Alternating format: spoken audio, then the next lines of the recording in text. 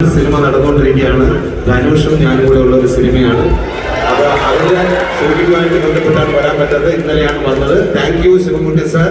ഒപ്പം നമ്മുടെ ഈ വകുപ്പ് കൈകാര്യം ചെയ്യുന്ന എല്ലാ ടീമിനും എന്റെ നന്ദി അറിയിക്കുകയാണ്.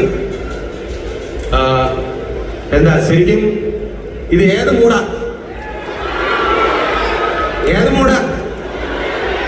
ഓണം മൂടാണ്. അല്ല, സാധാരണ ചില ആൾക്കാർ പറയുന്നത് പോലെ വന്നോണം നിന്നോണം രണ്ടെണ്ണം അടിച്ചോണം മിണ്ടാതെ കടന്നോണം, ആ ഓണമൊക്കെ മാറി. ഇപ്പൊ ഇവിടെ ഓരോരുത്തരും നല്ല ഫുൾ വൈബിലാണ് ഇരിക്കുന്നത്. ഒരുപാട് സന്തോഷം. ഞാൻ കുറേ വർഷത്തിന് ശേഷമാണ് തിരുവനന്തപുരത്ത് ഒരു പ്രോഗ്രാം അവതരിപ്പിക്കാനായിട്ട് വരുന്നത്.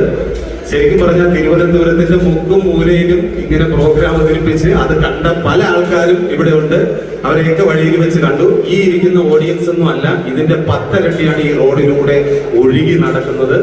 എനിക്ക് ഒരുപാട് സന്തോഷം തോന്നി. ഞാൻ ഒരു 4-5 വർഷത്തിന് മുമ്പ് നമ്മുടെ ഒരു സ്റ്റേജ് ഞാൻ കൈകാര്യം ചെയ്തു. അതെന്ന് പറയുന്നത് നമ്മുടെ അങ്കമാലിക്ക് അടുത്താണ്.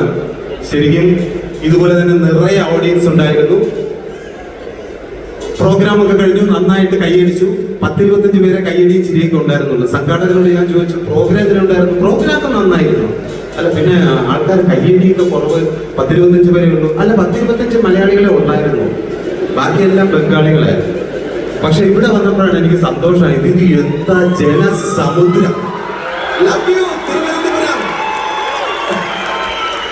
തിരുവനന്തപുരത്ത് പ്രോഗ്രാം അവതരിപ്പിക്കുന്നു പറഞ്ഞാൽ എന്ത് സന്തോഷമാണെന്നറിയാം. എന്താണ് ഒരാൾ ചോദിച്ചേട്ടാ, എനിക്കറിയാം തിരുവനന്തപുരത്ത് മാത്രം ഇങ്ങനെ പ്രതികരണം വരും. നിനക്ക് സന്തോഷം മാത്രമല്ലടാ, നല്ല പൈസയും വാങ്ങിച്ചിട്ടല്ലേ നീ ഈ പ്രോഗ്രാം ചെയ്യുന്നത്. ശരിയാണ്, കുറച്ച് പൈസ എനിക്ക് സർക്കാർ തരുന്നുണ്ട്. നമ്മൾ 10-50 കലാകാരന്മാരുണ്ട്. പക്ഷേ ഞാൻ അതിന് 1 രൂപ പോലും എടുക്കുന്നില്ല. ഞാനത് കേരളത്തിലെ ഒരു ഭവന സംരക്ഷണ പദ്ധതിക്ക് വേണ്ടി സംഭാവന ചെയ്യുകയാണ്.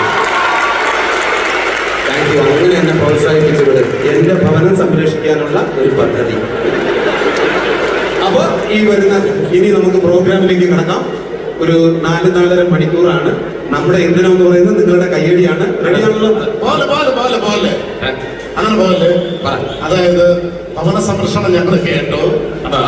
അതിന്റെ കൂടെ ഞങ്ങളെ സഹായിക്കണം. അത്രേ ഉള്ളൂ അഭ്യർത്ഥന. മറ്റേ അവാർഡ്